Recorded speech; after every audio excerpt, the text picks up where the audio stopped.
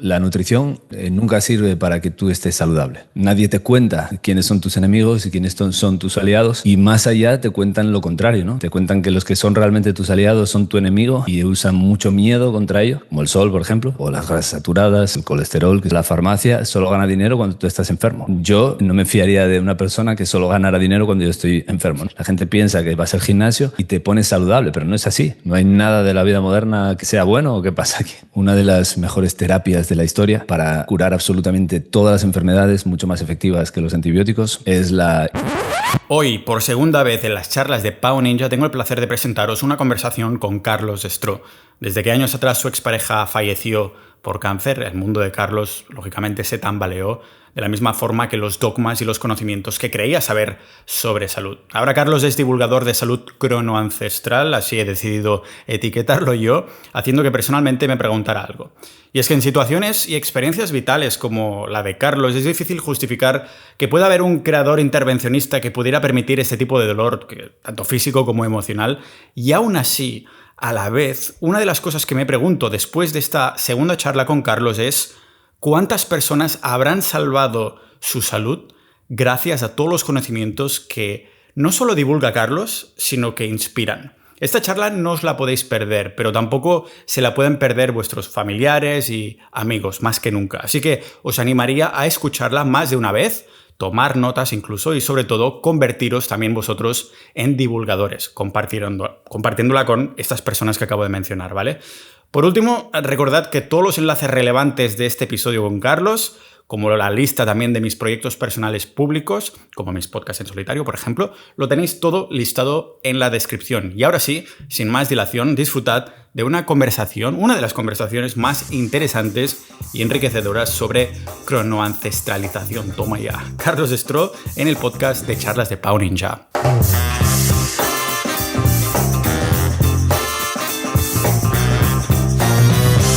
La última vez creo que hablábamos que tú estabas en tu autocaravana. No sé si sigues teniéndola. Sí, todavía sigo. ¿Cómo es la autocaravana de Carlos Stroh? Porque me imagino algo que es todo lo opuesto a lo que se debe haber visto por ahí. No sé si has puesto algunas cosas raras que ultra biohackers, aparte de luz roja, que segurísimo que hay dentro, o Sí. que has puesto por ahí.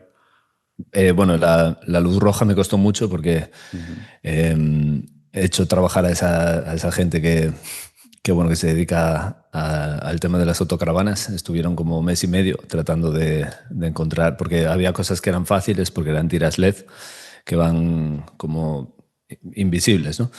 Pero había otras cosas que eran más complicadas, tipo los casquillos que tienen por ahí, esto de iluminación a 12 voltios, que eso está muy bien. O sea, no solamente en la mía, sino en todas las autocaravanas. Y sí, la luz roja, las telas Biocem, discos Spiro por ahí para que no se vean detrás de lugares. Y sí, la verdad que se duerme increíble en esa autocaravana. De hecho, estoy viviendo un año en República Dominicana, en 2025, y se la dejé a un amigo que es irlandés, que vive en Francia con su familia, y me dijo que a veces iba a dormir ahí a la autocaravana porque se dormía realmente bien. Y la verdad que sí, que se duerme muy bien. Realmente supongo que no había en la cocina ningún microondas ni nada por el estilo, ¿no? Lo digo porque, claro... Cuando lo compré había un microondas, pero le dije que se lo quedaran ahí en la tienda, que se lo regalaba. Realmente, hablando de microondas, estos coches eléctricos que nos están vendiendo ahora, esos son microondas andantes. Te pones ahí dentro y es todo... Bueno, sí. Aparte hay la parte conspiranoica, la cual yo me creo totalmente, en los que algunos famosos controvertidos han tenido accidentes de coches. Yo creo que lo pueden o lo harán controlar del rollo, quiero que esta persona tenga un accidente o que no puedas usarlo cuando quieras tú o algo así porque está todo controlado remotamente, ¿no? Pero aparte de esto, las radiaciones que tienen los coches eléctricos, supongo que los de gasolina igualmente algo de radiación tendrá, ¿verdad? Sí, viajar en coche, en tren, en avión, no es nada recomendable, ¿no? Muchas veces las personas le tienen mucho miedo al avión porque dicen que es una radiación de altitud, que los aeropuertos, que si no sé qué, y es verdad, o sea, no es nada bueno. Pero tú puedes ir de Asturias a Málaga en 1 hora, hora y cuarto, y en coche te meterías 9 horas, 10 de radiación extrema, ¿no? Porque todo lo que sea girar, cosas que giran, metálicas, como el alternador, las ruedas, todo, generan campos magnéticos aberrantes, ¿no? Y eléctricos. Y eso, antes los coches tenían como una especie de tira que iba arrastrando por el suelo y era para descargar la electricidad estática del coche. Me Y eso acuerdo. era una buena historia eso, ¿no? Ahora ya no se usa demasiado, pero sí, viajar en coche, incluso en bicicleta, que no estás nunca en contacto con el suelo y hay cosas metálicas que giran. Vamos, cuando lo descubrí, personas midiendo este tipo de radiaciones, me pareció impactante, ¿no? De decir, joder, no hay nada de la vida moderna que sea bueno o qué pasa aquí. Pero bueno, también está bien, ¿no? O sea, desplazarse en coche y eso uno tiene que hacerlo. Lo único que tiene que saber es que los coches eléctricos son mucho peores para la salud, pero los coches normales también lo son, ¿no? También son malos. Entonces, bueno, sabiéndolo cómo viajar, pues uno hace los pequeños trucos, ¿no? El ir parando, descalzarse, hacer cosas Claro. que al Supongo final que hacen por daño. esto simplemente el hecho de viajar en coche quedamos como tan cansados a pesar de que has estado sentado en el coche y sales del coche y dices, ¡buah! Estoy que parece que haya corrido yo una maratón o algo así. A mí, mis padres me decían que las tiras estas que tocaban el suelo eran, eran para que no me mareara, porque yo siempre me he mareado un montón, me he Mm. mareado muchísimo. Y yo creo que me lo decían como para que psicológicamente, un truquito para que yo pensara, no, que el coche tiene esto me hará marearme menos. Pero claro, era para el tema de la electricidad. No sé si Sí. simplemente lo han dejado de hacer porque les preocupa menos nuestra salud o simplemente porque ha pasado de moda. No sé por qué han dejado de hacer estas tiras. Sí. Un tema que has tocado también es el tema de, claro, las personas cuando hablamos de salud o de qué podemos hacer para mejorar nuestra salud, siempre se nos tacha, seguro que ha recibido comentarios de estos de los haters que dicen, claro, ancestral como el teléfono que estás usando para Mm. publicar en redes sociales. Y realmente tenemos que hacer ese balanceo, ¿no? De lo que nos aporta de más en comparación. Lógicamente, si fuiste a República Dominicana en avión, es porque consideraste que el estar ahí te iba a dar mucho más que, entre comillas, la salud que perdías o que no recuperabas en ese momento que no era lo óptimo, ¿no? Entonces, claro, es estar dentro de la sociedad moderna, pero con un pie fuera, un pie dentro, ¿no? No sé cómo lo ves esto, porque claro, entiendo que una persona como tú, que tiene tanta influencia en el mundo de la salud, este tipo de ataque es realmente constante. No sé si tú ya has hecho paz en el hecho de decir, ostras, voy a hacer algo como es viajar en coche, que no es lo ideal,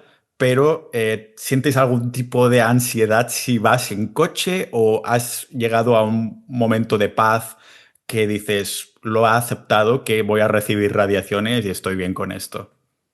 Bueno, lo que dices tú del coche sí es incluso cuando vas en el asiento del copiloto, ahí también, ¿no? Te cansas y no sabes por qué. Evidentemente es porque nuestras mitocondrias funcionan con luz roja y luz infrarroja. Esta es la que hace que puedan convertir la energía de la comida, que tal y como está no la podemos usar, en energía que sí podemos utilizar. Ellas pasan electrones y protones a través de la membrana interna mitocondrial, pero está demostrado en la literatura científica y es 100%, o sea, es un axioma, esto no se puede discutir, es que si tú las iluminas con luz roja y luz infrarroja, ese transporte y esa transducción de energía es mucho más efectiva y puede llevarse a cabo. Y si la irradias con luz azul, por ejemplo, o con otro tipo de luz, la luz azul siendo la peor, se bloquea completamente el transporte de los electrones y de los protones a través de la membrana, con lo cual detienes la producción de energía. El tema de los coches es que los que hacen esto son los campos electromagnéticos artificiales y en el avión también, ¿no? Hay tanta aberración en estos campos electromagnéticos que no son naturales, que lo que hacen es generar demasiado óxido nítrico porque hay un eflujo, no sé cuál es la palabra, en inglés es efflux, ¿no? Es un eflujo de calcio hacia dentro de la célula en exceso, que se produce mucho óxido nítrico, y el óxido nítrico se une literalmente, físicamente, uno de los complejos por donde circulan los electrones, el 4, y lo inhabilitan, ¿no? Incluso hay estudios que muestran que esta unión es irreversible, ¿no? No se puede deshacer. Pero de forma natural, el óxido nítrico en este complejo, cuando está producido de forma natural por nuestro cuerpo, por una radiación electromagnética natural, la luz roja y la luz infrarroja lo eliminan, ¿no? Tienen la posibilidad de deshacer ese enlace y entonces restaurar. Así es como evolutivamente estamos o hemos evolucionado para hacer energía, ¿no? El óxido nítrico se produce con la luz ultravioleta, se adhiere a la cadena transportadora de electrones, ahí la luz roja y la luz infrarroja, que siempre es muy superior en el Sol a cualquier otra luz, regula cuando hay más, pues, o cuando hay menos luz ultravioleta, el transporte es más efectivo, porque en ese momento del día se necesita más transporte, más energía, y cuando hay mucha luz ultravioleta, pues se ralentiza un poco el flujo de energía, pero sigue siendo óptimo, ¿no? Sin embargo, en un coche no hay ni luz ultravioleta suficiente, los cristales filtran casi todo el rojo y el infrarrojo, la mayor parte, con lo cual uno no puede hacer energía, ¿no? Si se pasa 10 horas en un coche, no puede hacer energía. Además, los campos electromagnéticos están bloqueando además la cadena transportadora de electrones, hay más luz azul de lo normal, con lo cual se bloquea todavía más y uno no puede hacer energía cuando viaja en coche, en avión y en todo eso. Entonces, bueno, yo cosas que hago, o sea, agobiarme nunca, ni aunque mi mujer esté embarazada y tengamos que ir y volver una y otra vez a República Dominicana en avión, no, porque el perjuicio que puede tener, uno pasa el tiempo suficiente ahí, es mucho mayor, como tú decías al principio, sugerías que el estar viajando, ¿no? Por ejemplo, el sol del Ecuador es muy fuerte o tropical, es muy fuerte y es muy beneficioso. Ahí hay poca radiación electromagnética porque es en medio de la selva, entonces uno va, estando más de una semana, 15 días, ya es más beneficioso ir que quedarse, ¿no? Entonces, bueno, uno asume ese gasto en el avión. Y en el coche es lo mismo, ¿no? Si uno tiene que coger el coche, pues lo menos posible, pero si uno tiene que hacerlo, pues nada, uno lo coge y no hay problema. El único problema es que nadie te cuenta quiénes son tus enemigos y quiénes son tus aliados. Y más allá te cuentan lo contrario, ¿no? Te cuentan que los que son realmente tus aliados son tu enemigo y usan mucho miedo contra ello, como el sol, por ejemplo, o las grasas saturadas, o tantas cosas, que el colesterol, que son amigos y aliados nuestros y muy saludables, pues te asustan con eso, uno no sabe qué es lo que pasa, entonces uno va en avión, luego tiene miedo al sol en el otro lado, luego vuelve, entonces ahí es cuando empiezan todos los problemas de salud de las personas, ¿no? Que cada vez va a peor por muchos factores y nadie sabe por qué, ¿no? Luego ves los telediarios diciendo hay un aumento de un 300% de casos de cáncer en gente joven y hay no sé qué. ¿Y por qué será? Bueno, y empiezan a atribuirlo a cosas genéticas y a la suerte, ¿no? Sí, totalmente. Es muy interesante. Voy a hacer un paréntesis antes de continuar para preguntarte si una persona mega ultra obsesionada con el biohacking se debería poner paneles de infrarrojos dentro del coche con una segunda batería para ir produciendo energía mientras está conduciendo. Bueno, el doctor Jack Kruse, que la verdad que es uno de mis referentes y también de mis profesores en biología, voy a tener una charla con él el martes, porque tengo muchas intrigas dentro de él. O sea, es una de las personas más inteligentes ya por cociente intelectual, pero además tiene muchísimos conocimientos. Es neurocirujano y además hizo la ley de sanidad del Salvador, del gobierno de Bukele, y él vive ahora en El Salvador porque no le gusta cómo está el ritmo de los acontecimientos en su país, en Estados Unidos. Pero él explicó que una de las mejores alternativas que uno tenía, y él tampoco es defensor del biohacking, ¿no? Así como voy a hacer biohacking hasta la muerte, es más defensor de hacer las cosas de forma natural. Pero él dijo que lo mejor que existe para viajar en avión me llamó mucho la atención ese post, es una inyección intravenosa de luz roja. O sea, meterse luz roja por la vena, ¿no? Porque ciertamente los glóbulos rojos y hay muchos cromóforos de luz roja en la sangre que resultan muy beneficiosos, ¿no? Hay una de las mejores terapias de la historia para curar absolutamente todas las enfermedades, mucho más efectivas que los antibióticos, es la irradiación ultravioleta de la sangre, ¿no? Y simplemente es porque no se ha hecho la irradiación ultravioleta más la radiación roja e infrarroja de la sangre, porque sería entonces el mejor tratamiento. Y esto ha demostrado curar cualquier tipo de enfermedad, es decir, te extraen un poco de sangre, la pasan por luz ultravioleta y luego te la vuelven a inyectar, es tu propia sangre, y esa terapia es brutal. Tú lo puedes buscar por internet y es... O sea, yo tengo mucha información recogida sobre eso, es increíble. Eso se dejó de usar, pero todavía hay gente, laboratorios por ahí que lo hacen, ¿no? Y es una de las mejores historias. Entonces, esto lo único que remarca es la importancia de la luz roja, ¿no? No es necesario meterse luz roja por la vena, aunque él en la foto ponía cómo era este procedimiento.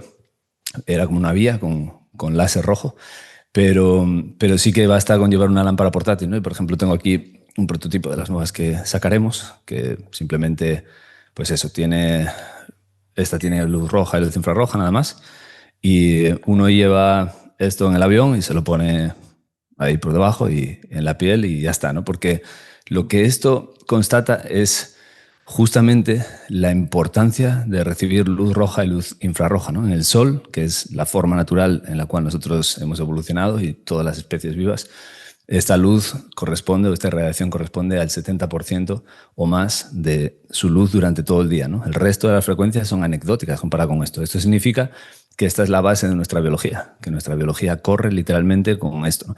La gente no es que no se lo crea, ¿no? Es que no le presta la importancia o no le da la importancia adecuada cuando escucha esto, pero esto es extremadamente importante porque todos los estudios, y hay muchísimos, siempre que irradias con luz roja alguna cosa, una célula, por ejemplo, ya sea una célula madre del tejido adiposo, como tengo ejemplos, o una neurona que tenemos en la retina, que se llama células ganglionares de la retina.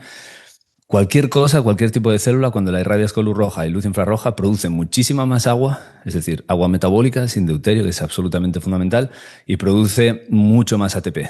Cuando la irradias con otro tipo de luz, que no sea roja, infrarroja, esta producción de energía cae muy por debajo de los niveles de la oscuridad, ¿no? Con lo cual está claro que la luz es una... Bueno, en Estados Unidos, en la literatura científica, se considera que la luz roja es una medicina, o sea, es un medicamento, ¿no? Es drug, ¿no? Una droga, como dicen ahí. Y es muy potente, es la más potente, porque puede modular la mayor cantidad de efectos en el organismo, ¿no? Pero esto también pasa con gente viva, o sea, con estudios en humanos, no solamente irradiando células. Por ejemplo, un estudio de Glenn Jeffrey, lo que hizo fue poner a unas personas a beber ese test de tolerancia de glucosa, que son 70 o 75 gramos de glucosa pura, y luego ver cómo sube el azúcar en sangre y cómo se mantiene al cabo de 2 horas, ¿no? O cómo es la curva de glucosa en 2 horas. Y lo que se dio cuenta es que si tú pones un trocito pequeñito de luz roja en la espalda, de tal forma que el paciente ni siquiera sabía que estaba siendo irradiado con luz roja, porque era un estudio con doble ciego, lo que pasaba era que tu pico de glucosa era un 8% menor y tu nivel de glucosa en la sangre era casi un 30% menor durante 2 horas, ¿no? Ahora no recuerdo si el pico era un 30% menor y los niveles de glucosa en sangre un 8% menor durante 2 horas, o al revés. Pero sí que hace un impacto muy grande, ¿no? Y la conclusión de los autores es que la luz roja aumenta el flujo, o sea, aumenta a nivel sistémico, porque era un puntito de la espalda donde la tenían, pero a nivel sistémico aumenta el potencial de nuestras mitocondrias para capturar glucosa o sea, aumenta la efectividad de la cadena transportadora de las mitocondrias, de electrones que proceden de esa glucosa para rebajarla de la sangre y utilizarla como combustible de forma mucho más óptima, ¿no? Y es lo que yo dije al principio, y esto es muy importante.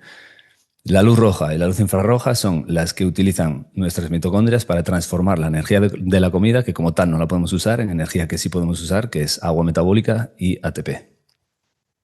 El ATP, ya que has terminado justo con esta palabra, es una de las cosas de las que te quería preguntar, porque creo que en otras ocasiones has desmentido o se ha como malinterpretado lo que es ATP más o menos, ¿no? Entonces, ¿qué es ATP? Y porque se ha hecho referencia como una especie de moneda de intercambio de energía, ¿no? En el cuerpo. Entonces, ¿en qué entra ATP con la luz roja, la energía, mitocondrias y todo eso? Bueno, es que Peter Mitchell fue un premio Nobel, creo que fue en el año 1979, y fue uno de los premios Nobel dados en este área de la biología más tristes que se recuerdan, ¿no? Porque él dijo que toda la energía del cuerpo proviene de esa molécula, básicamente, ¿no? Del ATP. Y realmente esto se queda 500 veces corto, ¿no? Otro científico llamado Gilbert Ling dijo que eso no podía ser cierto, o sea que el ATP no puede explicar toda la energía del cuerpo. Entonces, todo se basa en que las mitocondrias hacen ATP o energía celular, pero no es así, ¿no? Se demostró, y lo demostraron científicos que provienen de la física, que dedicaron sus conocimientos en física a aplicarlos a la biología. Uno de ellos fue Richard Feynman, que fue premio Nobel de Física y uno de los ídolos de todo el mundo que estudia la carrera de física, pero también expertos en la teoría de cuerdas y la fusión fría durante los años 90, que fueron un grupo de italianos que se llamaba Emilio del Giudice, Tedeschi, Preparata. Ellos eran científicos que decidieron estudiar el agua, cómo se comportaba el agua dentro del cuerpo. Y el agua dentro del cuerpo se comporta de una forma muy, muy complicada. Y para explicarlo necesitamos aplicar teorías. La teoría que mejor explica eso es una parte de la teoría cuántica de campos, que es la electrodinámica cuántica. Es la mejor teoría para definir el comportamiento del agua en el cuerpo, porque el agua del cuerpo no es como el agua del vaso de agua que te bebes, ¿no? Es H2O, pero tiene una estructura diferente, ¿no? Incluso se dice que es H3O2. Es agua que se llama en estado de estructuración, agua coherente, agua estructurada, que en ocasiones óptimas es reductora, es decir, es capaz de donar electrones a las moléculas que la rodean. Y hay algo que la gente no sabe. Se dice que somos el 70% agua, pero es que el 99% de las moléculas de nuestro cuerpo son agua. Es decir, por cada otra molécula que hay está rodeada de 99 de agua. Y hablamos de proteínas, ADN, colesterol, lo que sea, ¿no? Por cada una de esas moléculas hay 99 de agua. Y el agua es muy importante porque el agua es el medio donde ocurren las reacciones químicas y la que lo posibilita, ¿no? Entonces, si el agua está en estado coherente, que es como así se define en la física, entonces el agua está lista para donar electrones, ¿no? Del Giudice decía que el agua estructurada era una especie o formaba dominios coherentes que tenían un vórtice de electrones cuasi libres, ¿no? Y esto de cuasi libres es porque el agua en estado normal es un oxidante, es decir, antes acepta electrones que los libera. Pero nosotros necesitamos liberar electrones porque luego esos electrones son los que van a posibilitar el intercambio entre dos moléculas que reaccionan. Entonces, todo esto es lo que explica realmente, o sea, el agua que tenemos en nuestro cuerpo. Nosotros cuando comemos pasamos los electrones de la comida de lugares muy específicos de las moléculas, de glucosa, de ácidos grasos. Los pasamos por la cadena mitocondrial, que tiene unas proteínas, unos complejos proteicos, el 1, el 2, el 3, el 4 y el 5. Y el asunto es que del 1 pasa al 3, el electrón del 3 pasa al 4, a través también de otros intermediarios, del 2 pasa al 3, del 3 pasa al 4. Pero este transporte tiene que ser efectivo, porque si no es efectivo se producen lo que todo el mundo conoce como radicales libres o especies de oxígeno reactivas y demás. Pero en el complejo 4 llega el fin del viaje de los electrones de la comida. Y ahí es porque el oxígeno que respiramos se une a los electrones de la comida para formar agua. Y ese agua es lo que estos científicos dicen que es lo que explica realmente la energía que nosotros tenemos en el cuerpo.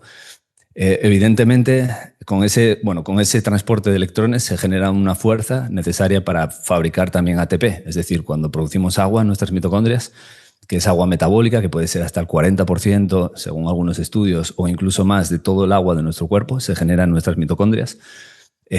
Cuando generamos más agua, cuando nos hidratamos a nivel celular, tenemos también más ATP. Cuando producimos menos agua, producimos menos ATP. Entonces, cuando una persona tiene un estado de salud óptima, en el cuerpo tiene 70-75% de agua, pero cuando esa persona se pone enferma, en esos periodos en los que está enfermo, el porcentaje de agua baja muchísimo, ¿no? Yo he visto estudios, incluso en personas electrohipersensibles, que están muy afectadas por campos electromagnéticos artificiales. Estas personas tienen el agua del cuerpo en 60% o menos incluso, ¿no? Que esto es el agua que tienen las personas ancianas que están a punto ya o en la última octava de su vida. Y Y el tema es eso, que nosotros cuando nos deshidratamos perdemos el potencial de poder hacer energía y poder llevar a cabo reacciones químicas en nuestra célula. Entonces empezamos a enfermar. Y para mantener fuerte el nivel de agua metabólica, que es muy importante porque no tiene deuterio, pero quizás no, es muy complicado meternos ahí ahora, pero es agua muy importante. Y cuando perdemos la posibilidad de hacer ATP, que es un proceso que está acoplado, es decir, a más agua, más ATP, como decía, entonces perdemos la energía, ¿no? Y el tema es que cuando nosotros nos irradiamos con luz roja y luz infrarroja, que como digo es lo mismo a estar fuera de casa, aunque llueva, aunque esté nublado, salvo que haga niebla, entonces sí que es un problema y uno está mejor en casa con la lámpara roja. Aunque llueva y haga mucho frío, es mejor estar fuera porque el 70% de la luz solar va a penetrar en nuestras mitocondrias y a nivel sistémico se va a producir un efecto por el cual nosotros vamos a optimizar nuestra producción de energía, ¿no? Se da el caso, por ejemplo, aquí en Asturias, que uno sale fuera por la mañana y hace frío y hace viento y está congelado todo y se mete en casa y piensa que fuera estaba pillando la muerte y ahora no, ¿no? Pero es justamente lo contrario. Aunque estés fuera y aunque estés de esa forma, te estás permitiendo hacer reacciones químicas en tu cuerpo, estás permitiendo que tus células hagan su trabajo cuando estás fuera y uno de ellos es detoxificar, ¿no? Entonces las mucosas se irritan porque sacan los tóxicos hacia afuera, entonces uno tiene un resfriado y dice, es que lo pillé fuera porque hacía mucho frío, pero no, lo que estás dando poder a tu cuerpo es el poder de detoxificar, ¿no? Porque todos tenemos muchas toxinas almacenadas dentro, en nuestro tejido adiposo, en la sangre, o sea, la sangre óptimamente sería mejor no, pero cuando se liberan pasan a la sangre, nos ponemos enfermos, entonces uno piensa que el resfriado debe ser curado con algo, pero realmente el resfriado es la cura, ¿no? Y todo esto es porque fuera es cuando somos efectivos haciendo agua, haciendo ATP y haciendo energía. Entonces, Peter Mitchell, que recibió el premio Nobel, estaba equivocado, ¿no? El 100% de su teoría de la quimiosmosis, creo que se llamaba, o quimiosmótica, era un fraude, porque el 100% de la energía no se hace con ATP. El ATP es una molécula muy importante en nuestro cuerpo que facilita reacciones químicas, pero el agua es la que facilita la mayor parte de las reacciones químicas de nuestro cuerpo cuando está estructurada, que por cierto se estructura con luz infrarroja. Eso ahí va a preguntar. Entonces, si queremos, ostras, qué importante es, la gente estará escuchándonos, ¿no? Pero ¿cómo estructuramos esta agua? Realmente la exposición entonces a la luz infrarroja es como que eso sería lo principal.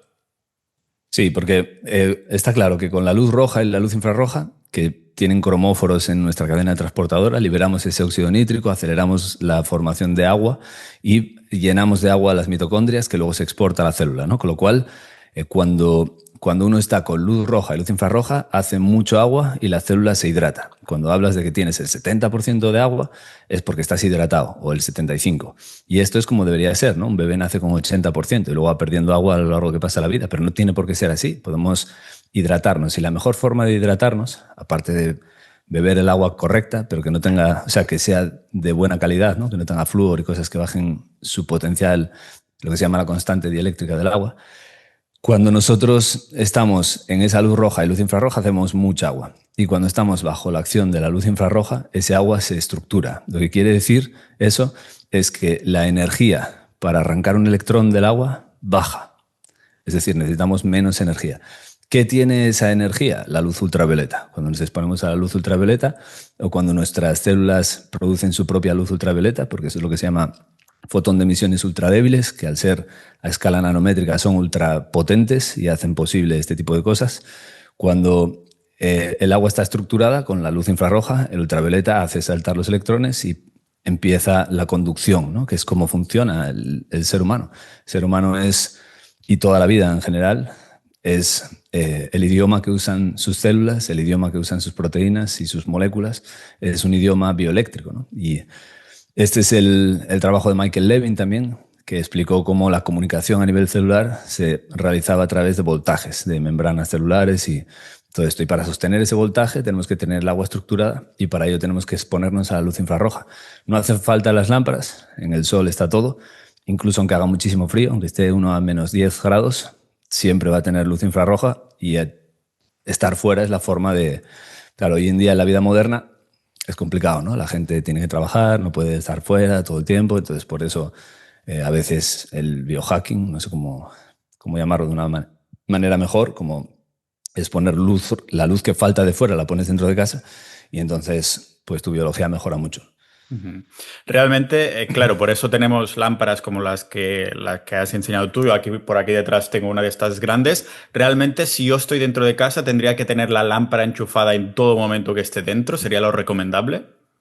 Claro, yo cuando, no lo tengo aquí ahora, pero yo tengo un espectroscopio profesional, el cual tú lo pones fuera y ves cómo es el espectro solar, ¿no? Y el espectro solar tiene muchísimo infrarrojo, tiene un pico en el azul, pero en general la cantidad de azul es pequeñita, es el 14% aproximadamente en el mediodía. Tiene un espectro que es muy balanceado. Y luego te das cuenta, cuando estudias la literatura, que cada parte del espectro solar tiene su función. O sea, por ejemplo, usamos ultravioleta para... Estas funciones son todavía mucho más allá a nivel de proteínas y a nivel molecular, pero simplemente a nivel general y sistémico, cuando uno está en el sol ultravioleta fabrica muchas hormonas, ¿no? Por ejemplo, la propiomelaanocortina, que es una hormona absolutamente importante, es la hormona más importante de un mamífero, produce melanina, produce beta-endorfinas, produce corticoides en nuestro cuerpo, produce cortisol, ACTH, o sea, produce una cascada hormonal increíble, ¿no? Alfa-MSH, por ejemplo, que es necesaria para la fertilidad, para no tener enfermedades autoinmunes. La vitamina D también es producida con esa parte del sol. Toda esa parte no está en casa, falta, es faltante. Luego usamos la luz roja y la luz infrarroja para producir energía en nuestro cuerpo. Toda esa parte es muy deficitaria. No es que falte completamente, pero es muy deficitaria porque un cristal... Ayer vino un amigo a casa que es cazador y compró una mirilla de visión nocturna y de infrarrojos, ¿no? Estábamos mirando las ovejas a través de la ventana que están como ahí a 500 metros en un prado y estás mirando y se ve todo ahí, las ovejas caminando, se detectan perfectamente, ¿no? Con el visor. Pero cerrabas la ventana y no se veía nada. O sea, simplemente es porque no pasa el infrarrojo de las ovejas a tanta distancia, ¿no? Y estos aparatos son ultrasensibles y uno ya no ve nada. No ve ovejas, no ve absolutamente nada. Mi mujer estaba embarazada, incluso lo pusimos en la barriga y se veía el feto, literalmente, ¿no? O sea, fue increíble. Y lo bueno lo bueno de todo esto es que uno sabe que hay una parte del espectro que no vemos, que es el ultravioleta, y otra parte del espectro que no vemos, que es el infrarrojo, y luego el rojo, que sí lo vemos, que eso no está en casa. No está. Y después, la luz, que es precisamente la luz que nos estresa en el sol. Evidentemente, la luz ultravioleta es un estresor hormético, es decir, es un estresor bueno para nosotros. Produce cambios, fuerza al cuerpo, hacer trabajo, etc. Pero también la luz azul lo hace. La luz azul es un estresor muy importante en nuestro cuerpo. Y de hecho es la que informa que es de día en nuestro sistema y que debemos hacer el programa diurno, ¿no? Sin embargo, esa es la única luz que está dentro de casa. Es la única que pasa. Aunque tú cierres las ventanas y no pongas... O sea, si tú cierras las ventanas y no enciendes la luz de casa, el ambiente predominante es luz azul. Aunque tú no detectes, porque el cristal parece que no modifica nada, ¿no? Pero sí está modificando, está bajando el rojo en una cantidad significativa y el infrarrojo está casi desaparecido. No todo el infrarrojo, pero el que importa, que es el cercano, el que importa para la creación de energía, porque el otro también importa, ¿no?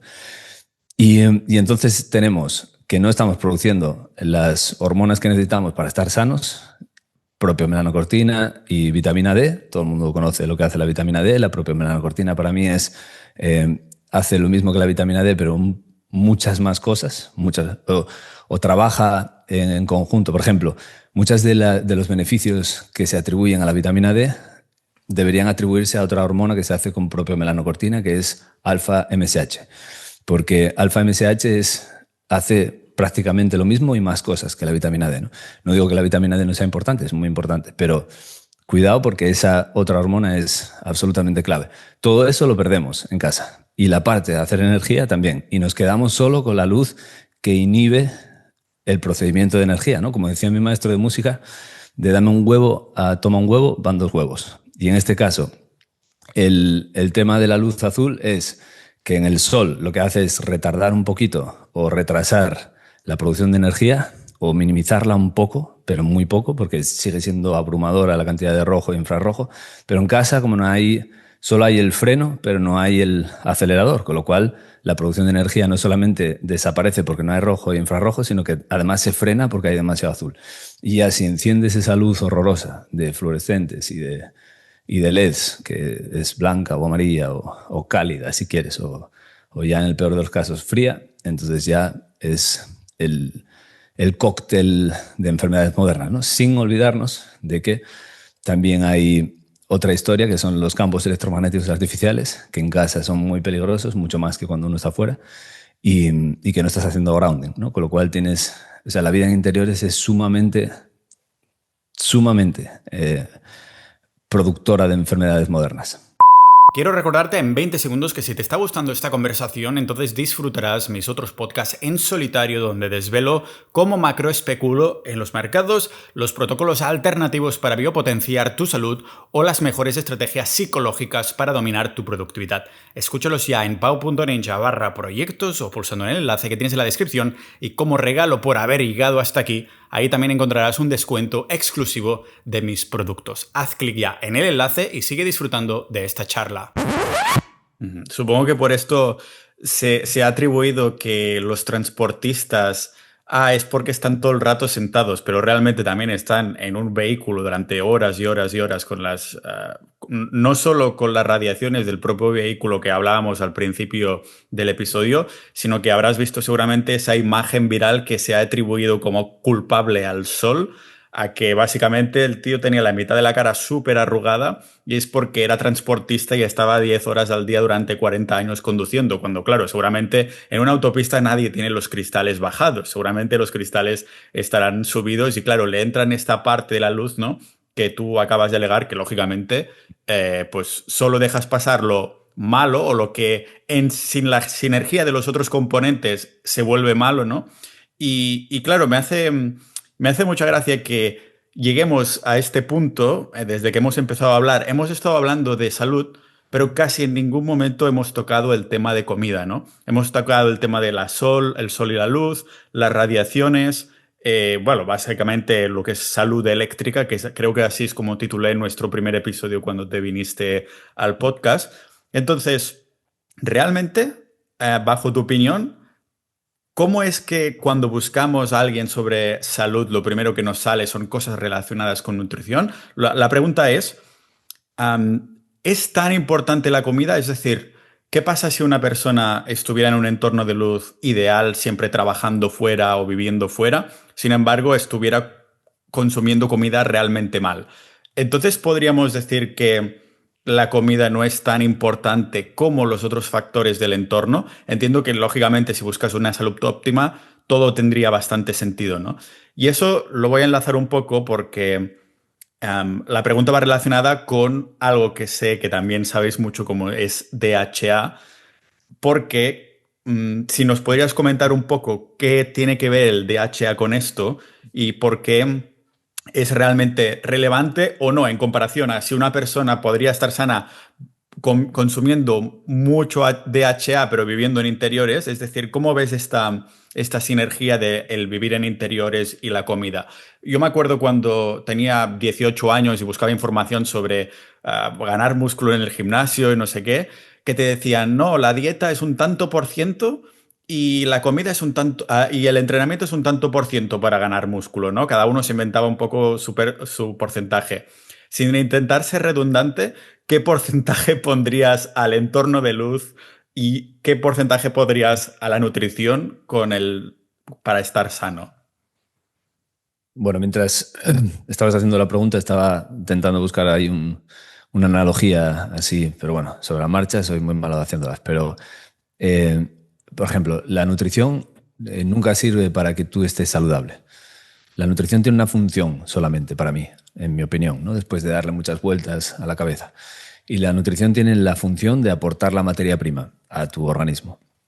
Y nuestras materias primas, o sea, de la que estamos hechos, de lo que estamos hechos, es de lípidos, aminoácidos, azúcares, o sea, a nivel fundamental, ¿no? Cuando uno ve de qué está hecho el ADN, pues ahí tiene, ¿no? Los azúcares, proteínas, o sea, bases nitrogenadas, eh, componentes, minerales, ¿no? Esos son. Y entonces nosotros cuando comemos aportamos la materia prima. Entonces tú imagínate, yo que sé, que tienes una tienda y, y vendes cosas, ¿no? Que llegue la materia prima a la tienda para que tú puedas venderla es fundamental. O sea, necesitas que llegue la materia prima. Pero si después, por ejemplo, no abres la tienda cuando la gente está despierta, imagínate, la gente es de día y tú cierras la tienda. Y cuando la gente se va a dormir, tú la abres. No vas a vender nada de lo que tienes ahí. Si luego quienes están trabajando en la tienda son un desastre, te roban el dinero, pierden el producto, roban el producto. O sea, realmente el funcionamiento de la tienda en sí es lo que yo atribuyo al ambiente de luz, ¿no? O sea, cómo está optimizado el trabajo, las cuentas, el dinero que entra, el dinero que sale, cómo se organiza la tienda, los productos en el lugar correcto. Y simplemente la nutrición es lo que vas a vender, ¿no? Al final, lo que vas a poner en la tienda. O sea, como algún día se me ocurrirá una analogía mejor. Entonces, claro, si tú... No, iba a decir que se entiende a la perfección. Es que me había silenciado porque había ruido aquí fuera. Pero yo creo que se entiende a la perfección. Sí, o sea, son como eso, la logística, ¿no? Pero sin un sistema logístico para que sea eficiente, entonces no sirve para nada que tengas un almacén y materia prima, ¿no? Exacto. Entonces, hay gente o sea, si tú te dices que la dieta es lo principal, o el ejercicio, que es exactamente lo mismo, pero tiene otros matices que luego puedo explicar. Por ejemplo, si tú dices, no, la dieta, lo que como es mi vida, ¿no? Cuando uno quiere cambiar su salud, lo primero que hace es cambiar lo que come. Yo siempre digo que es mucho mejor cambiar cuando comes que cambiar lo que comes, ¿no? Porque al final, si comes basura, va a seguir entrando cosas en tu organismo. Lo que pasa que por ejemplo, Alan Frey, no sé si me meto, yo tengo la historia de meter otra línea de pensamiento que es muy fuerte, ¿no? Pero bueno, Alan Frey descubrió que los campos electromagnéticos artificiales abrían la barrera hematoencefálica, ¿no? Entonces hay este proyecto MKUltra, DARPA, todo eso, que está diseñado para amansar a la población a través de pantallas y a través de cosas de estas. Y ahí está toda la línea de investigación, ¿no? Una de las cosas más importantes en este proyecto para destruir la salud pública es abrir la barrera hematoencefálica para que entren moléculas grandes y toxinas que no deberían entrar nunca, porque la barrera hematoencefálica está profundamente protegida, ¿no? Y es una barrera permeable muy selectiva. Hay gente ahí muy importante diciendo lo que tiene que pasar y lo que no, ¿no? Por decirlo. Y los campos electromagnéticos abren esa barrera, entonces entran toxinas al cuerpo. Si tú comes basura, al final vas a llenar tu cerebro y tu sistema nervioso de toxinas, ¿no? Y eso es lo peor que puedes hacer. Entonces, si tú te protegieras muy bien de tu ambiente de luz, porque, bueno, la gente igual no lo sabe, pero los campos electromagnéticos, el wifi, todo eso es luz, es una onda electromagnética, es exactamente lo mismo que la luz azul, pero en lugar de ser así de pequeñita, la longitud de onda es mucho más grande. Exactamente igual, lo único que depende es la diferencia entre dos valles de la onda, lo que va a decidir qué tipo de luz sea, si son rayos X, luz azul, ultravioleta o ondas de radio, ¿no? Con las que escuchamos la radio, o de tele, o con lo que calientas la comida en el microondas, o el 4G, o el 3G, o el Bluetooth. Cuando tú limpias mucho tu ambiente electromagnético, la barrera hematoencefálica está perfecta, con lo cual está protegida. Cuando tú estás al sol, vas a tener la energía celular muy fuerte, con lo cual, bueno, puedes tener una alimentación dañina, pero tu barrera intestinal es maravillosa porque tienes mucha melatonina, porque respetas tu ambiente de luz, y la melatonina y la melanina protegen la barrera intestinal de tal manera que no pasa nada que no sea interesante. Tú comes mierda, pero poco a poco vas seleccionando las proteínas, las grasas que comes de ahí, tienen los ritmos circadianos perfectos, con lo cual las grasas poliinsaturadas no se van a incorporar a tus membranas porque son robustas, te falta un poco de DHA, estás un poco... Pero tu salud está bien, ¿no? Yo he hecho esa prueba este año, es una de las cosas que hice en República Dominicana, comer la peor dieta que se me ocurra, que para mí es la dieta vegana, y encima, pues eso, con comidas malas, ¿no? Durante 40 días y 40 noches, ¿no? Siguiendo la dieta. Y yo me encontraba perfectamente. O sea, sí que es verdad que mis niveles también hacíamos mucho trabajo intenso y algún ayuno que otro. Entonces, bueno, no, o sea, lo único que noté es una bajada energética profunda. Pero estaba bien. Sin embargo, yo hice eso en Asturias y me destruí la salud por completo, ¿no? Hasta generarme asma y todo eso antes de empezar con mi estilo de vida, ¿no? Y en 2016, finales o 2017. Pues, o sea, para mí el entorno de luz es más importante que comer, ¿no? Pero si ahora pongamos el ejemplo contrario, ¿no? Tú comes una dieta increíble bajo mi punto de vista, ¿no? Te alimentas de pescados, de DHA, de grasas buenas, pero lo haces, por ejemplo, de noche, ¿no? Tú llegas a la hora de cenar y a las 10, cuando ya es de noche, comes una cena increíble.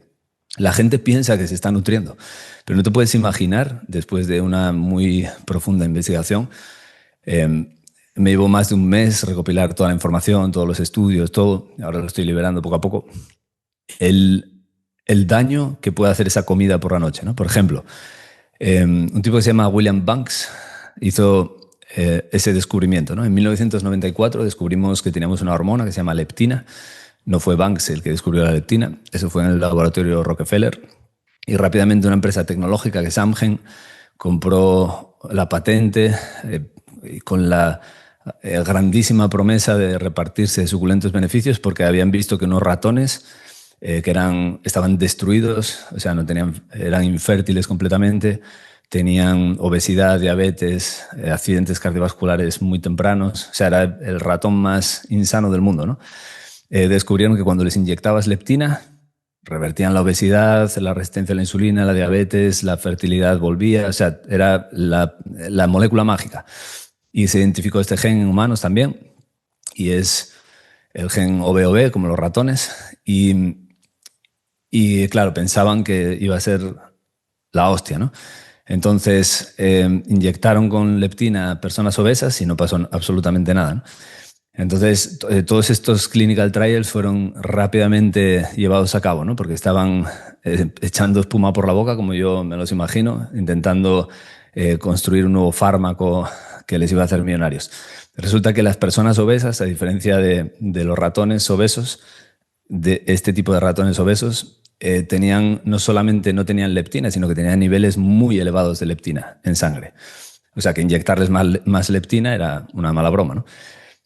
No funcionaron, ahí se descubrió ese término que se llamaba la resistencia a la leptina, pero todo este asunto de la leptina no llegó hasta 2004 a oídos de personas que podían hacer algo con esa información, ¿no? Porque la ciencia es muy lenta, las cosas avanzan muy despacio, y además viendo que la leptina era una hormona que nosotros secretamos de forma natural y que, bueno, el funcionamiento, o sea, ¿para qué sirve la leptina? Es para regular. Forma parte de una vía que se llama vía leptina-melanocortinas. Lo que hace es que la leptina señaliza, las melanocortinas se ejecutan. Las melanocortinas provienen de esa sustancia que te dije antes, que es POMC, propio melanocortina, y son alfa-MSH, por ejemplo. Lo que hace es que estas vías se encargan de regular todo tu metabolismo energético. Cuánto vas a gastar, cuánto vas a almacenar, cómo lo vas a hacer y qué tipo de partición de nutrientes. Además, regulan tu fertilidad, porque si, por ejemplo, el cerebro no detecta que tienes leptina, que es una hormona secretada por el tejido de grasa, es decir, es como el estatus de la energía de tu cuerpo, si el cerebro no lo puede leer, piensa que no tienes leptina, entonces piensa que no tienes tejido adiposo y apaga la fertilidad. ¿Cómo lo hace? Encendiendo el hipotiroidismo, bajando la T3, o sea, todos esos problemas que no existían hace 40 o 50 años, ahora es lo que pasa, ¿no? Hipotiroidismo, todo eso, pero todo eso es porque tienes una hormona que está muy desajustada, que es la leptina. Entonces, ellos vieron que la leptina, restaurarla era gratis y súper fácil, además. Por ejemplo, unos ratones podían desarrollar resistencia a la leptina de 3 a 6 días, pero solamente resistencia a la insulina de semanas a meses después de obligatoriamente tener primero resistencia a la leptina. Porque la leptina también regula, a través de esa vía, los niveles de glucosa en sangre. Es decir, cuando una persona diabética no come por la noche, se levanta al día siguiente y tiene el azúcar en 300, es porque la leptina no llegó al cerebro. Entonces el cerebro no pudo detener la producción de glucógeno hepático y de liberación de ese glucógeno o esa glucosa al torrente sanguíneo. No es una cuestión de que comas carbohidratos, es una cuestión de que el cerebro no puede leer la señal de la leptina, que es la que regula los niveles de glucosa y de insulina en sangre, por cosas independientes. Si tienes más glucosa, sale más insulina. Pero además, la leptina regula la insulina aparte de la glucosa. Con lo cual, claro, se dieron cuenta, joder, como esta gente piensa un poco, se nos acaba el negocio, ¿no? Porque restaurar la leptina, así como es muy fácil, de 3 a 6 días destruirla para un ratón, para un ser humano, las conclusiones de William Banks, que fue el que hizo este tipo de estudios, fue que un humano puede convertirse en resistente a la insulina esa misma noche, pero esa no va a ser crónica. Puede ser revertida fácilmente al día siguiente, pero en menos de un mes puede ser resistente a la leptina de forma crónica, de 1 mes a 2. Y en cuestión de meses, o sea, en cuestión de años después, es cuando es diabético, resistente a la insulina. Pero mucho antes empieza la resistencia a la leptina. Entonces, claro, ellos decidieron enterrar esa información, no avisar a los médicos de que hay una hormona que es la leptina, que es la encargada absolutamente de todo, y que se la reviertes con un par de sencillos pasos, la resistencia, dejas de ser resistente a la leptina y todo tu metabolismo vuelve y no encuentras gente obesa por el mundo, como esos vídeos que hay de los años 40, 50, en las playas, en las calles de Nueva York, de tal, que todo el mundo está delgado, ¿no? Realmente, entonces, estos pasos sencillos, ¿cómo se regula esta leptina? Claro, es el estudio más importante de William Banks, que es un endocrinólogo ahí muy reputado. Él dijo que la leptina necesitaba hacer un viaje, ¿no? La leptina va al torrente sanguíneo y el torrente sanguíneo tiene unos niveles de leptina durante 24 horas. Son unos niveles regulados por los ritmos circadianos y son unos niveles regulados por 2 relojes gene-reloj, que es BMAL1 y PER2. PER2 y BMAL1, uno tiene que ver el amanecer para regularlos muy al alza y que se expresen robustamente en la sangre. Entonces nuestro ritmo de leptina se va a expresar muy robusto, es decir, va a tener un pico máximo que ocurre durante la madrugada en la sangre y va a tener un pico mínimo que ocurre entre las 11 y la 1 de la tarde, ¿no? Entre las 11 de la mañana y la 1 de la tarde. ¿Qué pasa? Que si destruimos nuestros ritmos circadianos, esa curva se aplana, ya no hay pico y la historia, en lugar de ser así, ahora ya es así, ¿no? No tenemos niveles suficientes de leptina. Ese es un problema. Pero el mayor de los problemas es que en el cerebro, o sea, la leptina tiene que atravesar la barrera hematoencefálica y llegar al líquido cefalorraquídeo y después distribuirse a las zonas del cerebro donde está el receptor de la leptina, que es en el hipotálamo, para regular todo nuestro comportamiento. No solamente nuestro comportamiento, o sea, nuestro gasto energético o nuestro almacenamiento y nuestro gasto en general, sino también si vamos a tener hambre o no. Es decir, la leptina es como el regulador de la saciedad a largo plazo, ¿no? Entonces, para que esto ocurra, tiene que entrar en el cerebro de 1 o de 12 a 3 de la mañana, pero fundamentalmente de 1 a 3 de la madrugada. Y para ello tiene que pasar por la barrera hematoencefálica a través de un transporte que es un transporte lento. Pero está demostrado que en personas sensitivas el flujo en el cerebro puede aumentar un 40% o un 50% en los niveles con respecto al pico mínimo, ¿no? Es decir, tenemos que experimentar una entrada masiva de leptina al receptor durante la noche en el cerebro. Y lo que descubrió Banks fue que los triglicéridos en sangre bloqueaban automáticamente la entrada de la leptina a través de la barrera hematoencefálica.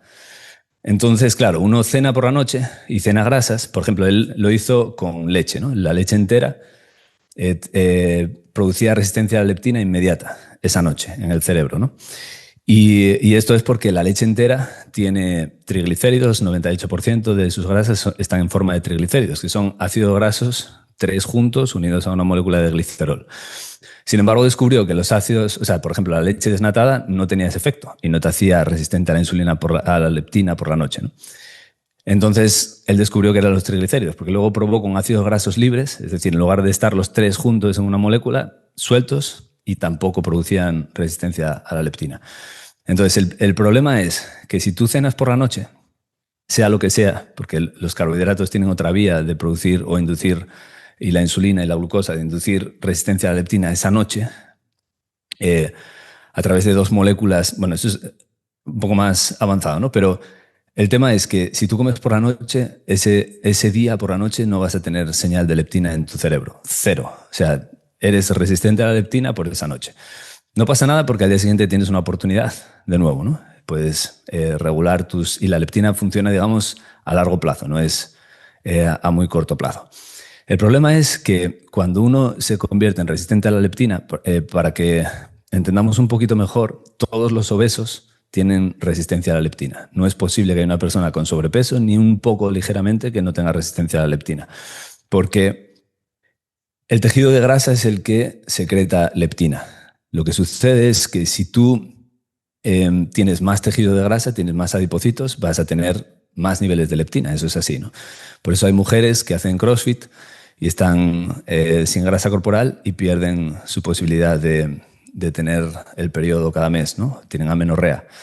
Y esto se llama amenorrea hipotalámica, es porque el hipotálamo inhabilita, porque no puede leer la leptina, porque no tiene casi tejido de grasa. El cerebro dice no estamos preparados energéticamente para tener descendencia, ¿no? En el caso de las personas obesas ocurre lo mismo, es decir, los niveles de leptina son demasiados, pero como también viene acompañado con triglicéridos altos todo el tiempo, que es una de las peores marcas que uno puede tener cuando se hace una analítica, entonces los triglicéridos compiten con la leptina a entrar en la barrera hematoencefálica y el cerebro tiene deficiencia de la señal. Pero si esto se perpetúa en el tiempo, los receptores de la leptina en el cerebro bajan su densidad, o sea, hay muchos menos. Y en la barrera hematoencefálica también, con lo cual el problema se cronifica.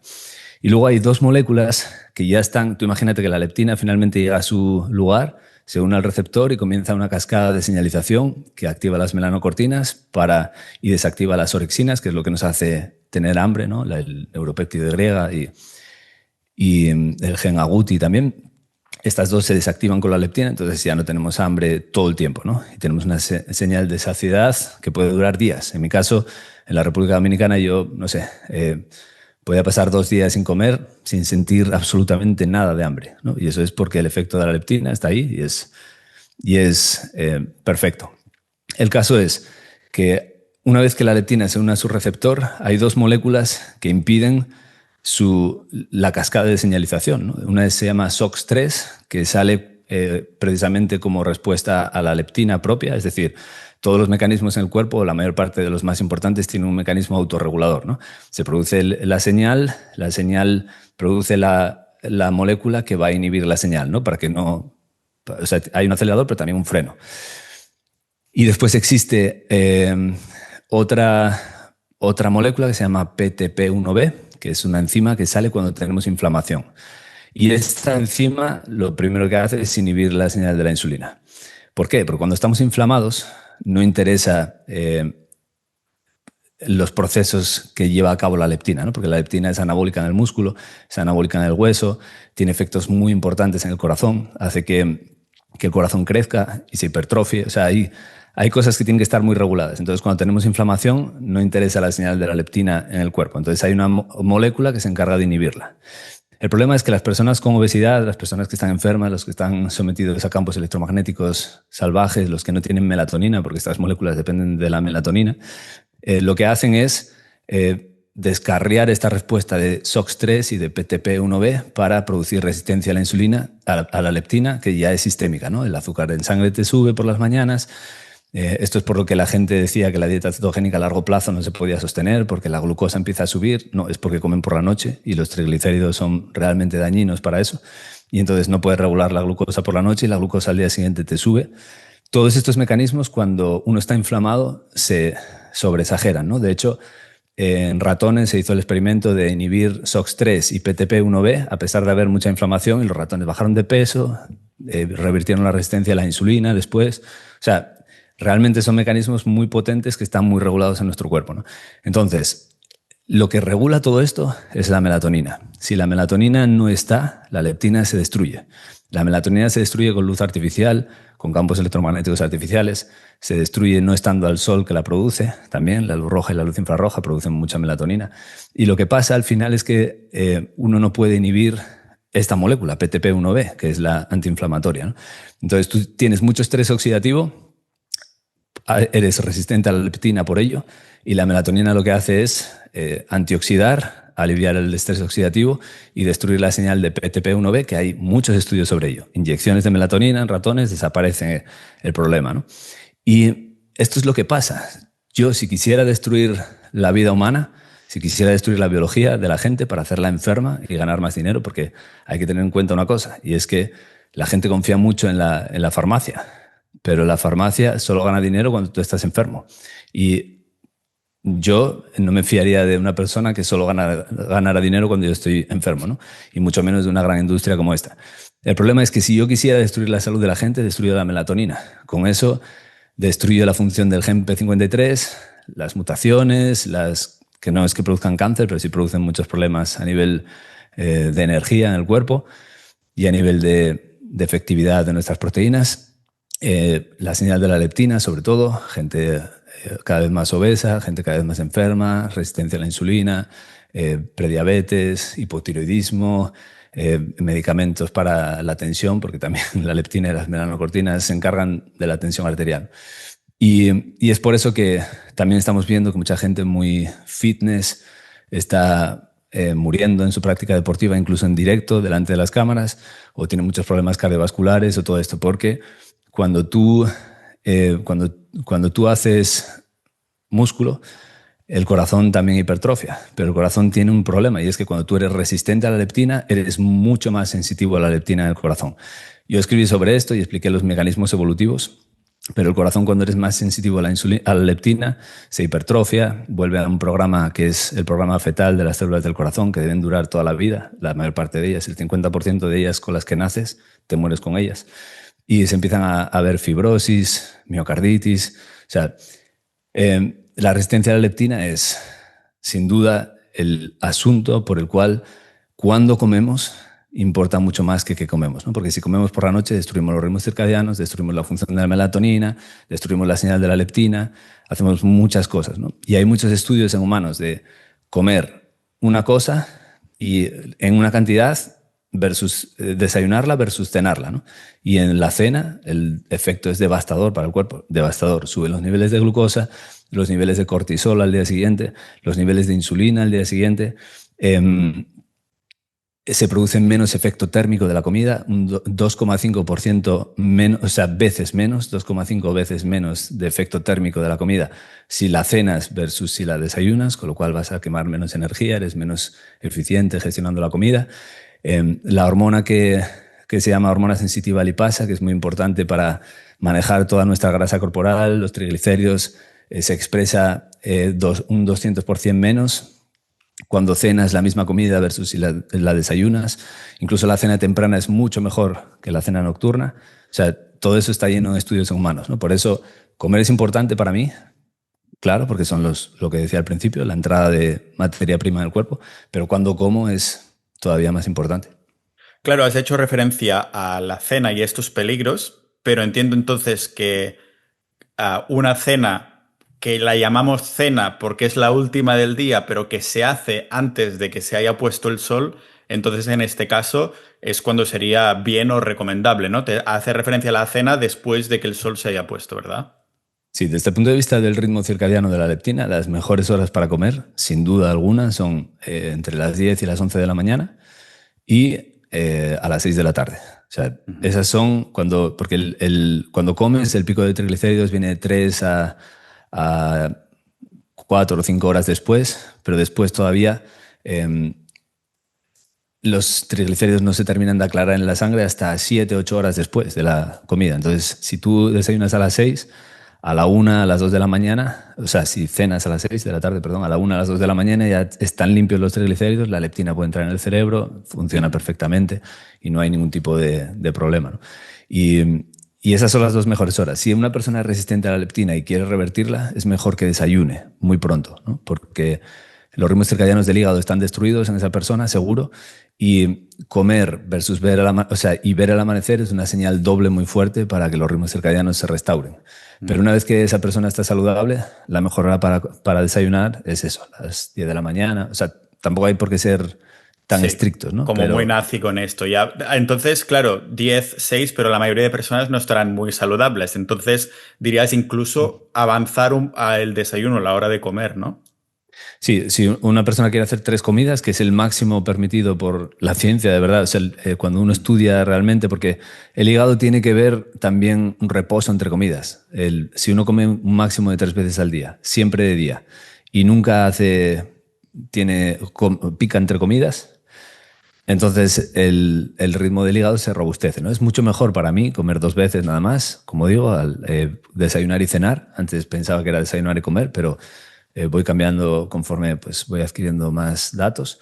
Y ahora para mí es mejor desayunar y cenar, pero tampoco pasa nada por comer 3 veces, ¿no? Incluso hay personas que sienten ansiedad por la comida, empiezan comiendo 3 veces y luego claramente empiezan a dejar una comida y luego ya están increíblemente bien con solo 2 comidas, ¿no? Y siempre de día. A ver, digo siempre de día, no pasa nada porque uno tenga una mala noche, ¿no? De sueño, no tarde o porque lo que sea, ¿no? Y no es importante que uno o sea, cene el sábado por la noche con la familia o salga a cenar fuera o lo que sea, no pasa nada.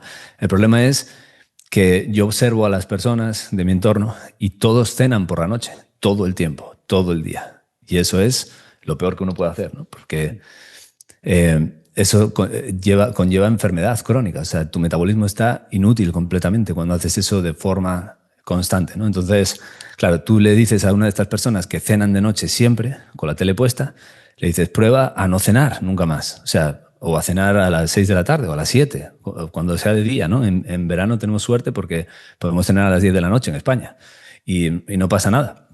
Pero tú dile a una persona de estas que un solo día lo haga y realmente lo pasa mal, ¿no? Porque la señal de la leptina no está funcionando. Entonces, por la noche tiene mucha hambre. Cuando se va a la cama tiene hambre. Y entonces, la señal de la leptina a las 2, 3 de la mañana también coincide con el pico máximo de sueño profundo. Es para que podamos repararnos, para que no sintamos hambre y no nos despertemos o sigamos en sueño profundo. O sea, es tener... La gente dice, dormir es muy importante. Ya, pero ¿cómo duermo? ¿No? ¿Cómo duermo bien? ¿Qué tengo que hacer para dormir bien? Pues es eso, es respetar tus ritmos circadianos. Si tú tienes hambre por la noche, eres resistente a la leptina, seguro. O sea, casi todo el mundo lo es. Hay muy pocas personas que no lo sean, ¿no? Y uno puede ser increíblemente fitness, ¿no? Hay un campeón olímpico 5 veces oro que fue nombrado Sir en Inglaterra. Creo que era Sir no sé qué Graves. Este tipo que remaba ganó 4 oros olímpicos, fue diagnosticado con diabetes tipo 2 y ganó el 5.º todavía, ¿no? Es decir, se puede ser extremadamente fuerte, extremadamente musculoso, extremadamente hábil físicamente y estar extremadamente enfermo en el interior, ¿no? Y esto es lo que la gente no comprende. La gente piensa que vas al gimnasio y te pones saludable, pero no es así. No está ligado en absoluto. Puedes hacer ejercicio y estar saludable y fuerte, pero puedes hacer ejercicio y estar terriblemente enfermo, que es la mayor parte de la gente, ¿no? La gente piensa que está fuerte y está sano, pero es mentira, está siendo resistente a la leptina, ¿no? Y esto es lo que le pasa a este hombre y a otros muchos. Yo escribo sobre él porque es un caso típico, ¿no? Hago mi práctica deportiva, mi carrera, soy exitoso, soy el mejor, de hecho, en mi campo. Me vuelvo diabético durante ese momento y sigo siendo el mejor después. O sea, quiere decir que el desempeño físico no está relacionado con la salud metabólica. Totalmente. Y creo que hay 2 puntos aquí que a la gente le habrá venido a la cabeza para desarrollar un poco más y creo que entonces podremos terminar el episodio, que vendría a ser, lógicamente, el hábito del entrenamiento como algo que se dice que es sano como tal y después el tema de los ayunos, porque hemos estado también hablando sobre comida. Entonces, ya que estabas hablando del fitness ahora mismo recientemente, y has comentado el tema de la leptina y cómo afecta al corazón, entonces el ejercicio no es sano siempre. Es decir, has comentado que la farmacia, si quisiera destruir la sociedad desde dentro, hipotéticamente, supuestamente, para que no me denuncien, destruirías la melatonina. Pero si traducimos esto a hábitos humanos, hábitos de nuestro día a día, hemos hablado de la comida, pero ¿qué hay del ejercicio entonces? ¿Cómo se puede volver perjudicial? Claro, yo sí quisiera hacer eso también, ¿no? Si fuera uno de los asalariados de la Big Pharma y cobrase comisiones por gente enferma, yo lo que haría sería decirles que promulgaran el ejercicio, ¿no? Que el ejercicio es muy sano. Porque yo sé que mucha gente va a salir fuera y va a correr fuera y va a hacer cosas fuera y va a estar bien, ¿no? aunque lo hagan llenos, cargados de dispositivos Bluetooth y de cascos auriculares inalámbricos y siempre aislados del suelo, nunca haciendo grounding y ese tipo de cosas, bueno, están al aire libre, por lo menos es algo, ¿no? Pero hay mucha gente que piensa que el músculo es el órgano de la longevidad y demás, ¿no? Y hay una cosa muy peligrosa en el tema de los que hacen músculo en el gimnasio, ¿no? Y es que el corazón y el músculo es exactamente, o sea, si tú lo ves en el microscopio es prácticamente igual, ¿no? Pero tienen varias diferencias. El músculo, las fibras musculares tienen células satélite, que son células madre del músculo, que, bueno, no sé si la gente sabe que la célula pues tiene citoplasma y núcleo, y una de las células del cuerpo humano que tienen múltiples núcleos son las fibras musculares, ¿no? Pueden tener hasta cientos de núcleos, porque son muy largas, porque tienen que fabricar muchas proteínas de actina y de miosina. Fibras musculares tienen que estar constantemente fabricando proteínas y se hacen con material genético del núcleo. Entonces, cuando tú entrenas, el músculo se estresa y tú lo reparas, añades núcleos con células satelitales y el músculo se regenera, se hace más fuerte, se hace más grande.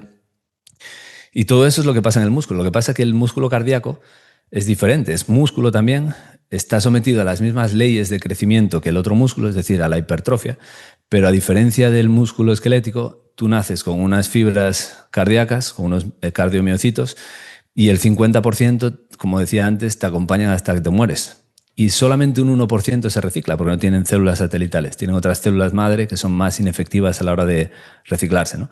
Cuando uno tiene una lesión, el infarto es la lesión más grave, hay células que se mueren y nunca se regeneran. O sea, el músculo cardíaco no tiene capacidad ninguna de regeneración ni de sustituir células. Es un 1% al año en personas jóvenes. En ancianos ya es mucho menor, ¿no? Pero ¿por qué es? Uno puede pensar, ¿por qué evolutivamente no es así? Es porque el corazón tiene que latir todo el tiempo. O sea, no puedes parar tiempo. Es como si tú vas en un Fórmula 1 y quieres reparar el motor a la vez que está al 100% el motor. No es posible. O sea, si te paras un segundo, pierdes tiempo, te lo cambian, te hacen cualquier cosa y arrancas otra vez. No, eso no puede suceder en el corazón, ¿no?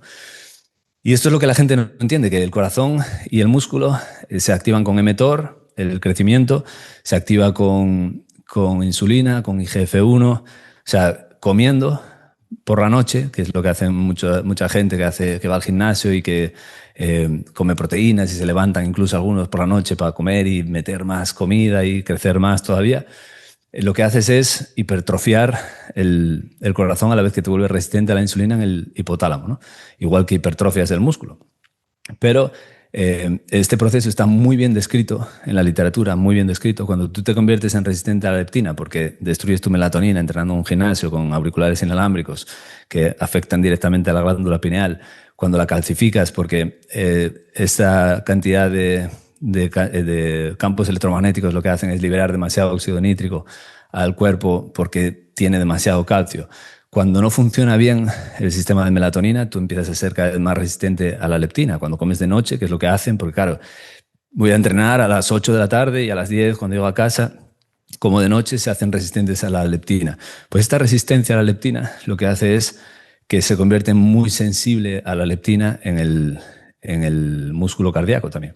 Y esto libera una serie de proteínas que hacen el factor de crecimiento, porque, como digo, la leptina es anabólica en el músculo y eso es lo que la gente no sabe, ¿no? Y esto está muy bien descrito en modelos animales y en la literatura científica, no me estoy inventando nada.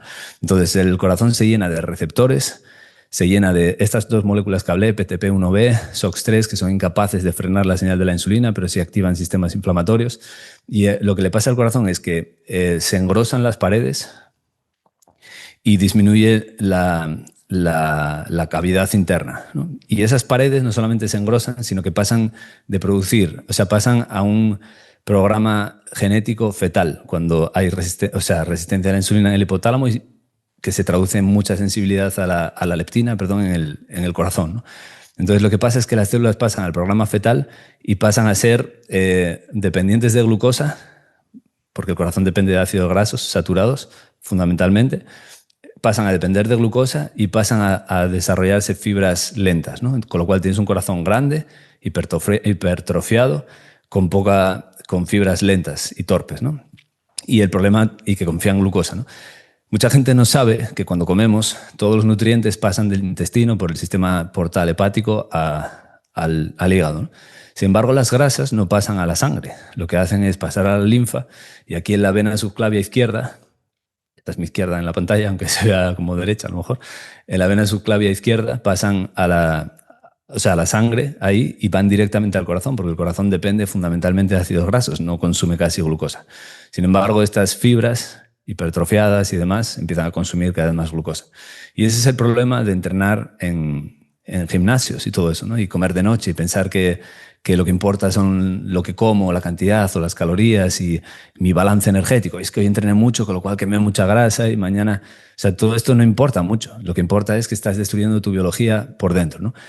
Tú a esto le sumas que en el gimnasio se gasta mucho ATP y en la luz azul que hay en el gimnasio se hace que gastes muchísimo más, o sea, que produzcas muchísimo menos.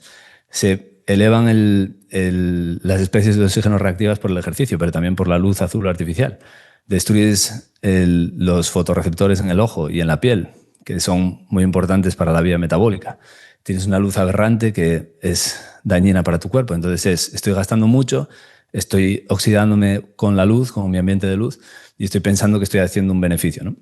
Lo que no quiere decir que pueda ser que uno haga ejercicio fuera, que coma en las horas que le corresponde, que crezca muscularmente un porcentaje saludable, porque necesitamos empaquetar mitocondrias en el cerebro y en el sistema nervioso y no en el músculo, porque el músculo, como digo, no distingue de si es corazón o de si es músculo, todo va creciendo en proporciones, y hay deportistas que tienen el corazón más grande, que es súper potente, que tienen la variabilidad de la frecuencia cardíaca súper alta y que todo es saludable y muy bien si entrenan y lo hacen bien. O sea, no quiero decir que entrenar sea malo, pero por supuesto no está en los hábitos mejores. Mis hábitos mejores es mantener los ritmos circadianos, la melatonina, tener propia melanocortina muy elevada, es ponerme a la luz ultravioleta, ponerme al sol, protegerme de la luz azul por la noche. Todo eso es mucho más importante. Hacer grounding, todo eso para la salud y la longevidad es mucho más importante, ¿no? Por ejemplo, tener sensibilidad a la leptina en personas de 80 años es casi imposible. Y la gente dice, es que las personas de 80 años tienen sarcopenia. Si hicieran ejercicio, no. O sea, la sarcopenia es provocada por la resistencia a la leptina. La leptina inhibe ciertas proteínas que degradan el músculo. Y esto está comprobado literalmente, ¿no? Los astronautas de la NASA van un año al espacio o lo que sea, y cuando vuelven tienen... O su estudio cinematográfico, quién sabe. Vale, sí. Pero bueno, siguen teniendo un ambiente de luz aberrante completamente, claro, ¿no? Ellos comen su mejor comida, diseñada por los expertos, hacen 2 horas de ejercicio diario en ese sitio aberrante donde estén, sea en el espacio, debajo del agua, en un estudio o lo que sea, pero cuando salen de ahí, después de un año, tienen osteopenia al 30%, sarcopenia. O sea, ¿cómo es posible? Hizo ejercicio, comió bien. ¿Cómo es posible que estén de esa forma, ¿no? Y eso es precisamente porque el ambiente de luz es aberrante. Con lo cual, el ejercicio es saludable si lo haces bien, pero no está en el top 5 ni en el top 6 de los hábitos saludables, ¿no? O sea, uno lo hace, se encuentra bien, se pone fuerte, tiene buenas impresiones para sí mismo, para los demás, a lo mejor, pero... Claro, no es un top, supongo, porque por lo que explicas es un arma de doble filo. Te puedes estar cascando a lo mejor sin saberlo, pensando que le estás haciendo todo bien. Entonces, la pregunta era ahora en esta segunda parte, es el tema del ayuno. Entiendo entonces que habrás... ¿Cómo influye aquí en el ayuno? Porque has dicho un rango de horas que es entre 10 de la mañana y 6, en el sentido de una comida a las 10, una comida a las 6, que la gente dirá, claro, entonces, ¿dónde hago mi ayuno de 18 horas? ¿Qué pasa con esto? Es decir, ¿y qué relación tiene también con la leptina, que entiendo que es tan importante? Entonces, ¿qué pasa con los ayunos? ¿Cómo debería plantear mis ayunos? ¿Debería dejar de hacerlos en absoluto para relacionarlo con estos ritmos circadianos? Y está por encima o por debajo del ejercicio en cuanto a un hábito, a lo mejor, entre comillas, o no saludable. Bueno, el ejercicio, cuando está bien hecho, es por lo que digo, cuando está bien hecho solamente, se convierte en uno de los hábitos saludables. Pero en mi puesto está en el 9º, ¿no? Siempre que hago la lista me queda el 8 o el 9, ¿no? Pero depende un poco del momento en el que esté experimentando cosas. Pero si es en gimnasios y eso, está en los hábitos insalubres, ya no está ni siquiera en los hábitos saludables, ¿no? Pero en cuanto al ayuno, para mí O sea, nadie debería dejar de comer durante 18 horas, a no ser que sea verano, invierno profundo, y a las 4 de la tarde ya sea de noche y uno no pueda volver a desayunar hasta las 9 de la mañana del día siguiente o hasta las 10, ¿no? ¿Por qué digo esto? Porque realmente no es necesario. O sea, cuando uno no come de noche, que es lo único que yo recomiendo, o sea, si me preguntan qué yo haría, yo siempre digo, yo haría esto, ¿no? Yo no comería durante la noche. Y si es invierno, pues voy a estar más tiempo sin comer. Si es verano, puedo estar sin comer, no sé, 12 horas o 8 horas incluso, ¿no? Eso es lo saludable. ¿Por qué? Porque tú estás permitiendo que que tu, que tu biología se restaure por la noche. Tú estás permitiendo 2 programas, no estás borrando la frontera entre estos 2 programas. Tenemos un programa diurno donde nos oxidamos, todo esto es estrés hormético, ¿no? Los días son muy brillantes, yo miro al cielo, estoy recibiendo mucha luz azul en mi retina, luz ultravioleta, que me está activando la pituitaria y todas las hormonas del estrés, el cortisol, el ACTH. O sea, esto es muy saludable. De hecho, hay estudios que cuanto más brillo tenga el día, menos, o sea, mejor voy a regular todas mi glucosa, mi insulina, mi leptina, todo esto. Y por la noche tengo que tener noches muy oscuras, ¿no? Y sobre todo, ahora yo ya digo, noches libres de luz azul artificial o de luz artificial que no sea roja. Porque, bueno, tenemos que vivir por la noche en esta sociedad, hacemos muchas cosas a partir de las 5 o las 6 de la tarde, nos metemos en casa, tenemos que encender las luces, pues bueno, por lo menos que sean rojas, ¿no? Si es muy brillante, pues va a tener un ligero perjuicio, pero no va a ser el perjuicio de la luz azul. Cuando esto se respeta, por el día yo hago todos esos procesos, pero por la noche llevo a cabo la reparación y mantenimiento básico, ¿no? Es una autofagia básica que se eleva un por 3 o un por 4 con respecto al día. Nunca hay un interruptor, ¿no? Y es una autofagia que es perfectamente maravillosa, es una apoptosis o muerte celular que es necesaria en ciertos momentos, que es perfecta, la melatonina está a niveles altos, todo se regula, el efecto Warburg de algunas células potencialmente dañinas se anula con la melatonina por la noche, o sea, todo es perfecto, así. Ahora bien, si uno quiere ayunar, pues puede hacer ayunos de un día, de 2 días, de 24 horas, de 36, de 70, de 72 horas, de lo que uno quiera, ¿no? De 48. Y entonces va a tener un efecto terapéutico ya profundo y designado para, no sé, por lo que quiera, ¿no? Yo creo que haciendo lo que yo llamo ayuno intermitente, que es comer un máximo de 3 veces al día solo durante el día, con eso ya es suficiente como para no tener ninguna enfermedad de ningún tipo, nunca, jamás, ¿no? La leptina también regula los niveles de reciclaje, igual que la melatonina, de las proteínas tau estas y las de la placa amiloide que tienen las personas con neurodegeneración y todo esto, para que no tener nada absolutamente, todo limpio, sistema nervioso perfecto. Ahora bien, para mí ayunar tiene un significado mucho más profundo, ¿no? Tiene un significado más espiritual, más... yo le digo a mi cuerpo, no quiero, vas a sufrir, ahora cada vez me cuesta más, ¿no? Este año en la República Dominicana tenía que ir a los 5 o 6 días de ayuno para sentir el efecto del ayuno realmente, ¿no? Para sentir la deprivación, perdón, de nutrientes y sentir que mi cuerpo estaba siendo privado ya de algo, ¿no? Y esto te abre otra puerta, te abre el centro emocional, te abre la percepción que uno tiene, o sea, uno no piensa tonterías ya, solamente se enfoca en los pensamientos que importan, no tiene malas emociones, es como, sí, uno desea comida, pero está bien decirle al cuerpo que no, que es como la fuerza negativa en el ser humano, el cuerpo. Y la fuerza positiva, siempre hay 3 fuerzas en todo. La fuerza positiva es el poder de nuestra mente, que es nuestra voluntad, donde reside la voluntad y la capacidad de pensar nuestra vida. Y después está el centro emocional, que es la fuerza reconciliadora, ¿no? Como la fuerza que va a reconciliar la mente y el cuerpo. Y eso, el ayuno para mí es donde adquiere la mayor potencia, no por salud. Evidentemente una persona está enferma, la forma más rápida es ponerse al frío extremo, baños con hielo, todo eso, porque eso activa la función de la leptina, entonces se restaura todo el sistema mucho más rápido. Y ayunos, ¿no? Eso sería el camino rápido a la resolución de todos los problemas. Hay ayunos terapéuticos que son muy buenos, y hay unos, como a mí me gusta, que son los espirituales, que serían los únicos que yo hago, independientemente de tratar de no comer de noche de la forma más constante posible, ¿no? Porque alguna vez sí que como de noche, claro. Creo, Carlos, que se nos ha quedado un episodio súper completo en 1 hora y media que hemos estado, bueno, que te he dejado hablar y me encanta que este haya sido tu podcast, tu episodio de hoy, porque la verdad estoy súper agradecido y la audiencia estoy seguro que lo está. No solo que hayas venido, sino también que te dediques a divulgar y a expresar todo lo que aprendes y en lo que estás estudiando constantemente de la forma en la que haces, ¿no? Por eso te lo agradezco un montón, tanto para que hayas venido como para lo que te dedicas. Y antes de despedirnos, si nos quieres decir dónde te pueden encontrar, en qué proyectos estás metido, lo dejaremos todo en las notas del episodio. Bueno, donde yo pongo todo es en mi web, ¿no? En mi página web, que es nuestra, es con mi primo Ricardo. Él no da tanto la cara como yo en público, pero está ahí siempre estudiando conmigo y trabajando conmigo. Es en carlosestro.com y ahí tenemos mucha información gratuita, toda de la leptina de ahora está ahí en artículos gratuitos de largo formato.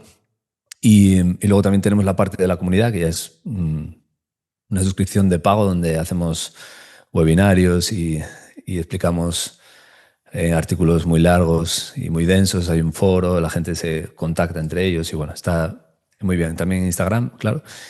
Y luego, entre mis proyectos de este año, que arrancaron con fuerza, está el tema de Aureo Lifestyle, que es como lifestyle, pero de estilo de luz, lifestyle, que sería un poco el proyecto que tengo para restaurar la luz saludable en interiores, o tratar de hacerlo, ¿no? Porque nada va a poder imitar a la luz de fuera. Siempre digo que nadie necesita comprar nada, pero a veces, pues bueno, si uno tiene...